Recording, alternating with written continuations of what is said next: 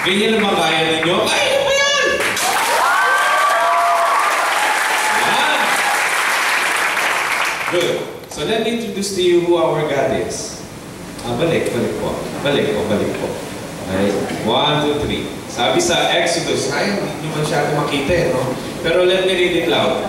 Sabi po dito, sa Exodus chapter 15, verse 11, NIV version. Who among the gods is like you, Lord? Who is like you, majestic and in holiness, awesome in glory, working wonders? Tingnan niyo mga katabi ninyo. Is there anybody who looks like God? Is there anybody who can be like God here? No one. And meron tayo sa pag-uusapan. I believe you talk about something about Jesus Christ already yesterday. Jesus was what? Jesus is amazing what? What kind of amazing? Jesus, He is. Ano yung mga naging topic niya na kahapon? Mukhang nakalimutan niyo na.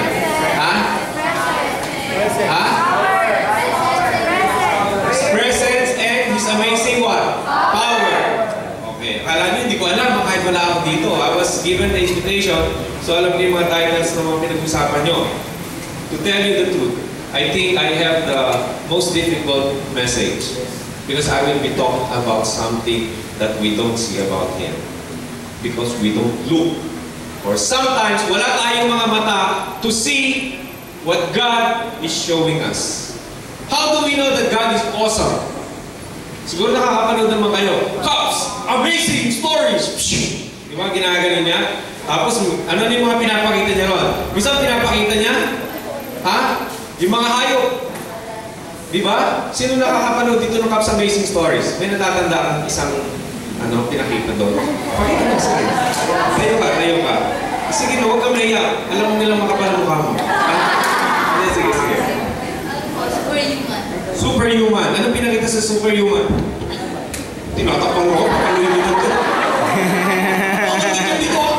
Ano yan? Sige, kaya mo na. Superhuman. Hindi ko kasi napanood yun eh. Kaya niyang sumigaw, pag tinangkay mo yung 20 people, you can shout na okay. So, ibig sabihin niya, meron isang pinakitang tao na kaya niyang sumigaw kasi alam niyo ba nasusukat ang ating mga boses pag ng isang machine na tawag doon is parang sound meter at sinusukat niya through decibel. At doon nakikita na yung taong yun na sinasabi ng ating kapatid na to, he can shout. Babae ba yung lalaki? Lalaki. He can shout na kasing lakas ng 20 tao ang ingay.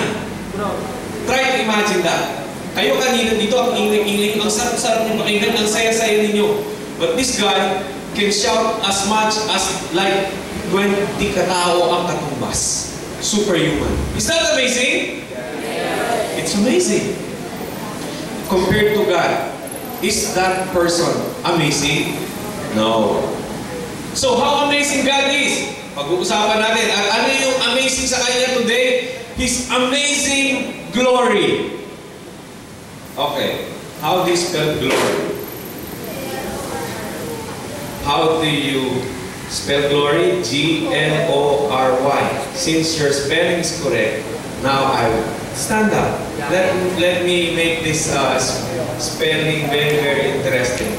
Magturo ka ngayon na isa na gusto mo at i-explain niya sa atin ang meaning ng glory. Okay, mamili ka ngayon. Sino? Si Kuya Franz! Nako!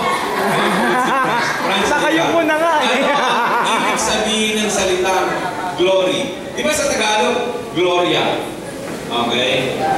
Sabado de Gloria. Okay? Sa mga lalaki, ito yung Sabado de Gloria. Okay? Gloria. Kaluwalhatian. Oo, ano ibig sabihin ng kaluwalhatian para sa'yo? Para sa akin yun yung Ang lalim ng kapatid. eternal fear. Ha? Ni Lord. Parang eternal siya. Eternal siya. Undescribable. Undescribable.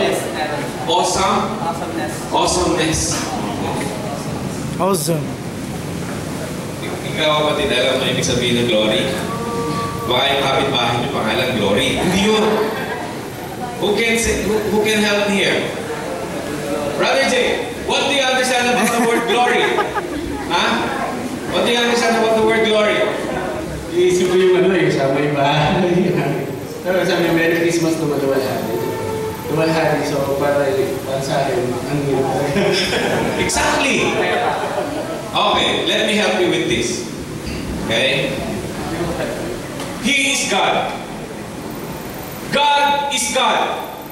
And being God, He will not share it. Just like what the Bible says. Let us show them the next verse. The glory of God is something like this. I am God, sasabihin niya, and I don't want to share my glory with anyone. Which means to say, this is His honor. Ito yung prestige niya bilang God. Ito yung status niya bilang God. Like as if you are the President of the Philippines. Kung ikaw ba Presidente ng Pilipinas, kung pwede ka ba sabihin na, Hoy, Sir! Kung pwede mo ganun, Ma'am! Ganun lang kung pwede. No. Anong tinatawag sa kanya? His Excellency, Mr. President.